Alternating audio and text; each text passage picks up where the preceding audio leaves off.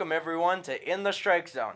And congratulations to the Chicago Cubs for winning the World Series for the first time since 1908. What an amazing series between the Indians and the Cubs, as we got to see a beautiful gem and a great Game 7. But it seems like, it's in the strike zone. Baseball season's over. What are we going to do? Cover the offseason? No, we're going to keep hitting you with good analysis of sports, but we're going to switch it up and go where the primary proper tackling position is in the strike zone of right here when you're playing football. So we're going to be analyzing the football games, and we had an amazing Week 10 as we had so many fantastic games seeing as the Vikings went from 5-0 to 5-4, losing to the Redskins 26-20. The Eagles pulling up a big upset against the Hotlanta Falcons with a 24-16 win, 15 win, and the Patriots having some troubles, but still looking dominant in the AFC as they lost to the Seattle Seahawks 30-29, right? 30-29, and we had an amazing week of college football as somehow or another we found our 1985 DeLorean, went back to 1985 and saw 2 through 4 in the college playoff rankings go down, the first time since Jim Harbaugh was slinging the ball for Michigan, oddly enough. So let's start it off with your Eagles, Ryan Berdazian. So what do you think of these Eagles? Well, it's kind of crazy because you see the Eagles and they have no receiving core at all. Jordan Matthews is our number one, obviously has the most receptions on the team. He leads the team. But we have no number 2. We have no number 3. You have Nelson Aguilar, who is a second-round draft pick by Chip Kelly. Supposed to be a breakout player, breakout star out of USC, to be a Jeremy Maclin-like player, and he's just not filled his role. But you know what has saved the Eagles this year has been their defense. Their front seven has just been completely dominant on every team, and they've allowed some of the fewest yards to other teams, like you've seen Matt Ryan and Julio Jones, one of the most explosive duos in the NFL today, be held to under 200 yards, which is absolutely insane given what they've done. So this Eagles team is not out yet. There's a lot of promise. There's a lot of hope, and we got some momentum going. And this week against Seattle, it's going to be a very low-scoring game, but I think they could definitely pull it off. I'm actually looking at your Eagles, and granted, you don't have the big names at wideouts or a solid number 1, but Matthews is doing his job at being the number 1. You do have Ertz, you do have Selleck, and you do have 3 good running backs. I'm very impressed with those running backs, honestly. Here's the thing about them. Ryan Matthews has always been a very dominant running back in the NFL. He's just had a lot of fumbling problems. And last week we saw that. He corrected all the problems he needed to correct, and we saw how dominant of a running back he can be. But then you also have Darren Sproles, who is at the age of, 39? He's a human joystick still out there and still makes people miss. And then you have the rookie Wendell Smallwood, who is, come into this role and really done his job, per se, as being that dominant third back and great on third down conversion. So, that gives the Eagles a lot of diversity when they can have the running game being really well. So what brought about this change in this Eagles defense, per se? Because you got rid of Maxwell, you got rid of some big names, but you kept Jenkins, and you have a secondary that's kind of young, but they're coming into their own. Well, and you have a front seven that's just been dominant. Since we got Jim Schwartz, he has completely switched around whatever Chip Kelly had in his regime. Because, first of all, the 3-4 defense was not an Eagles defense. It needed to be a 4-3 defense, and, we do it very well.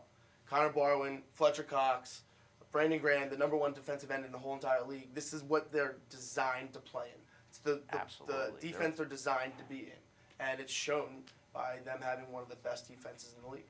Yeah, and I've been very impressed with them. Granted, you did lose to my Redskins, but I think you were still coming to your own, trying to find the chemistry, because coming into it, where you just traded away your starter in Sam Bradford, who started off hot, but with the O-line going down for his team and the Vikings, you're starting to find your own chemistry, and I think that's personally what's going to be a little bit dangerous when we come to Philly and play you, where you're still undefeated at home. Listen, the thing about the Vikings is now you see what Sam Bradford can do when he doesn't have a line. He's not very good under pressure, and it's shown. The Vikings were riding high until all of a sudden they hit some sort of wall once two of their linemen go down, and all of a sudden, all hell breaks loose. So, it just goes to show how good Sam Bradford is when he has a good line. But when he has a banged-up team, and don't get me wrong, the Vikings are still a very good team. Don't get me wrong. They still have a lot of weapons in Sammy Diggs. Jared McKinnon's a decent running back, but their defense is actually still really, really good.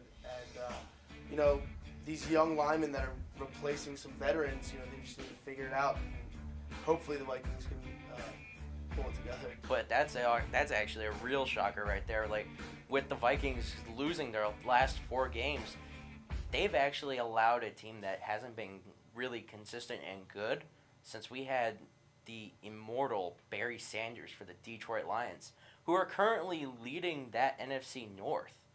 That's personally a surprise to me, considering the Packers still have Aaron Rodgers, but Aaron Rodgers is not having a good year. He's not having Aaron Rodgers numbers.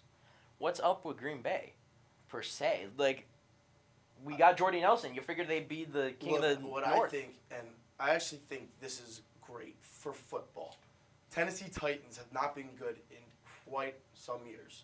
For them to actually be in the playoff hunt, coming out of nowhere, and for teams like the Cardinals, which are Super Bowl favorites, the Steelers, Super Bowl favorites, who else are duds this year? Packers are definitely one of them. The Panthers, Super Don't Bowl even last get year. started on the Panthers. I think it's so good for football that these teams like the Oakland Raiders, the Tennessee Titans, the Detroit Lions. The Detroit Lions, see all these teams that have not been good in the past are starting to emerge, and I think it's good for football because I think what football needs is a change in regime and power. You know what I mean? There needs to be a shift in who's good in the NFL. It's losing its ratings because it's the same. It's the same. And they're taking games, some of the fun away. The primetime games are not entertaining games. They're all games that are very unmatched. The Thursday night games. So they need to change it up, I think. Yeah, I agree with that, and I honestly want to see a little more fun out of the league because Exactly. they're putting too much strictness to it. When you even have all the players just saying, "This is not the league I joined. This is not fun anymore." I agree. It's just become a job. Don't get me wrong.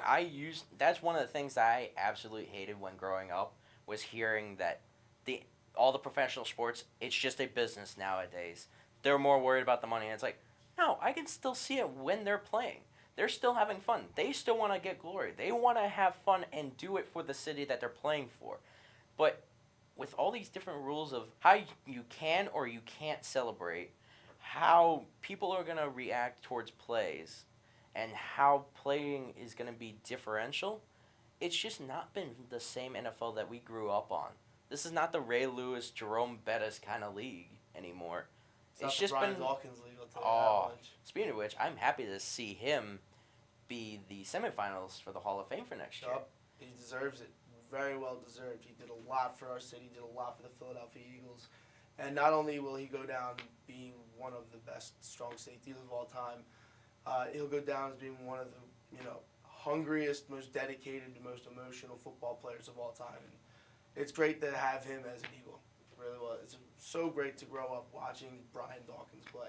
And I'm saying this from a rival's standpoint. I enjoyed playing with Brian Dawkins. I honestly loved the years between 2006, 2007, and even 2005, where you still had Doc, and you had an up-and-coming Sean Taylor. That was just fun watching defenses actually play. Mm-hmm. It still hurts to say Sean Taylor's not in the league because I really want him. Like, if we got to see his league or his entire career, possibly 10+ years, play down, Hall of Famer just like Doc. Absolutely. And be for the Redskins. And speaking of the Redskins and alumni, that's what it was in D.C. as they took a 26-20 win over the Vikings that have been struggling with no line, but still good defense. I didn't know what to do with my Redskins considering they were up 14-0 and then blew the lead to make it 20-14, but came back and scored another 12. Yeah, it just shows the resilience of this Redskins team this year. It's crazy how the NFC works this year. It's the first time in a very long time that every single NFC team is within the top 10 power rankings. And it's the NFC is wide open still. Can you say this is possibly the best division? We'll look at it conference standby because I think NFC the West is definitely the NFC AFC West is AFC definitely West. the AFC's, but for the NFC, I want to say our division is definitely the best one because you look at it, you're in last place, but you're at 5-4 and still could take anything. Look, I mean, the Eagles' next 3 conference games are all at home, and the Eagles are 4-0 at home. We're riding that wave right now, and it's great. I think we're in a great position right now, and I think the Giants, the Cowboys, and the Redskins, they're not going to want to play us at our home turf because we're riding high. Yeah, I will say that is very dangerous playing a team that knows how to win at home and knows how to define themselves by taking a couple of losses on the road. But that's what I want to know. When the Eagles get to play our division leader, who I hate saying this, is 8-1 in the Dallas Cowboys, what do we have to do in order to stop Dak and Zeke and everyone on that team? Because it's the offense. Well, it's exactly what the Eagles did when they played the Cowboys. You got to penetrate that sturdy offensive line that they have, and you have to stop the run game in Ezekiel Elliott. He's such an explosive back, but he has see, here's the thing. Dak Prescott and Ezekiel Elliott have had so much success in their first stint in the NFL, their rookie seasons. You can't get it wrong. However, that line is exactly what is giving them so much success, and they're not getting enough credit for it. This line is perhaps the best NFL line to ever play the game, and it is what gives Ezekiel Elliott and Dak Prescott that edge. But the key to beating this Cowboys team is to penetrate their defense. You got to get through the cracks. And I agree with that, considering granted, this was week 2 before we even knew Dallas could even go 8-1, but I was looking at that game and it's like the Redskins just shot themselves in the foot. Too many penalties, being too conservative on defense, and allowed that offense for Dallas just to roll. Because we had that game well in hand if we kept being aggressive, be what the Redskins have been known for. Hard-hitting running, really nice passing, consistent passing, and a hungry defense. There was a time when I, especially with my father growing up, that we enjoyed watching Redskins because it was still Redskin football. It wasn't so much, oh, we're in transition. Oh, we suck this year. This was good, hard-nosed football.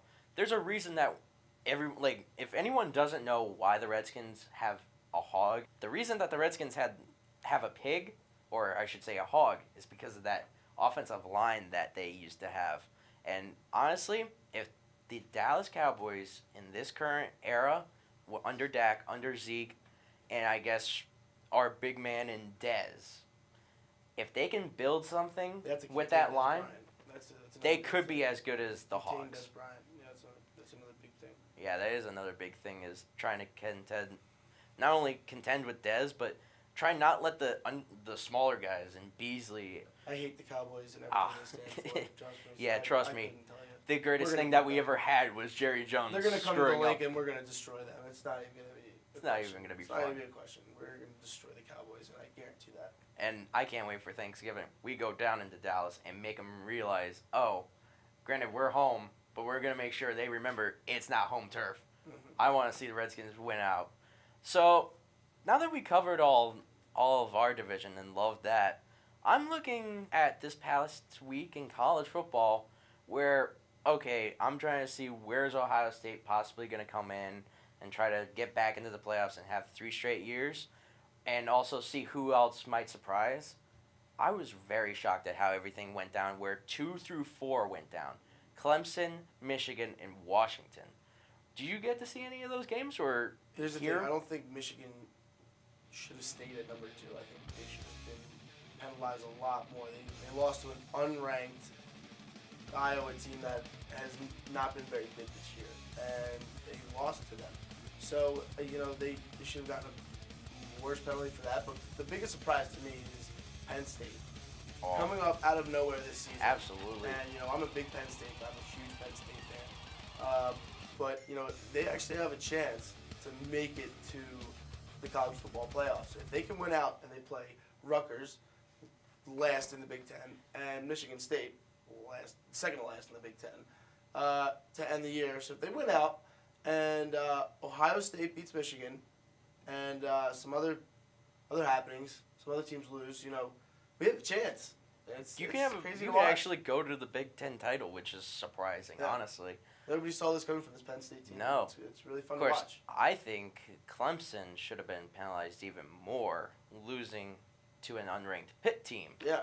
Louisville should be in, and Clemson should be booted out. Yeah. Because I do not agree Clemson I definitely being in question what the committee chose, because these were some pretty surprising losses, and I don't think that enough penalty was given to some of these teams. I know, Washington should have been a little bit more favored as opposed to losing to an Iowa team who, granted, they were good last year and there was a good defense, but the offense lost too many pieces where we clearly see this quarterback that we thought was going to be really good coming out of Iowa and being a senior this year, he's not having the season that we expect him to have.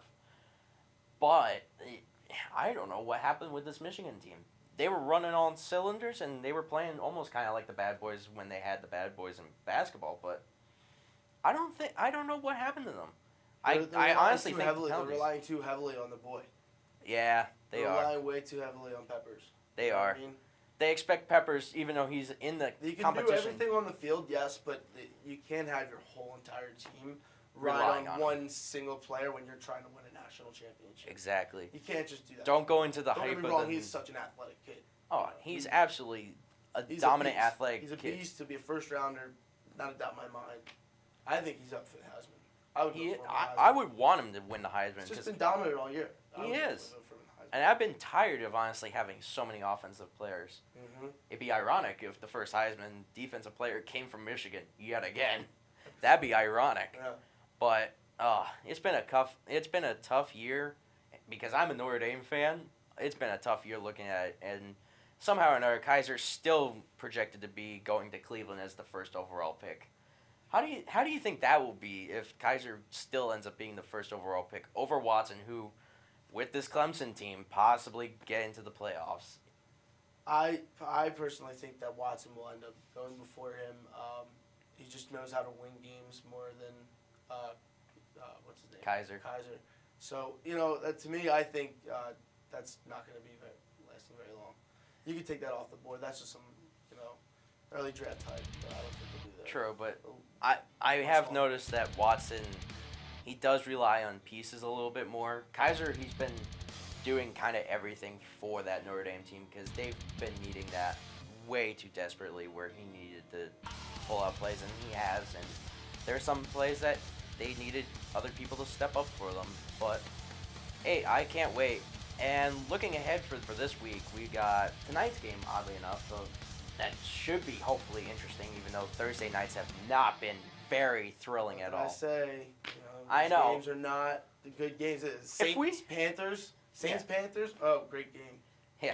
The only good thing... Both teams are not playoff teams. Yeah, no, they're not. The only thing that you're going to get is pride and possibly just bitterness out of this rivalry. Yeah.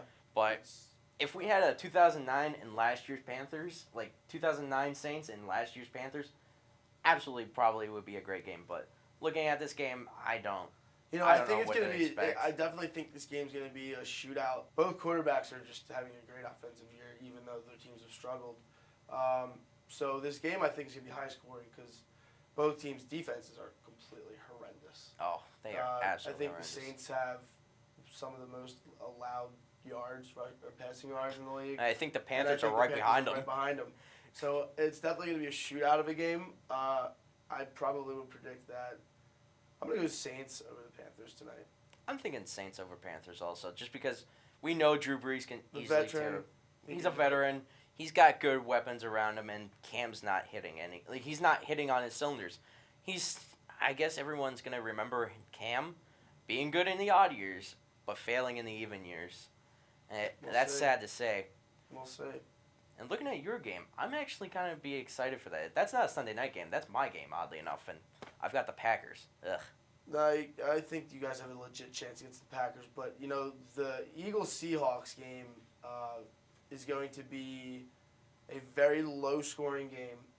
It's going to be a very defensive pushing game, dictating game.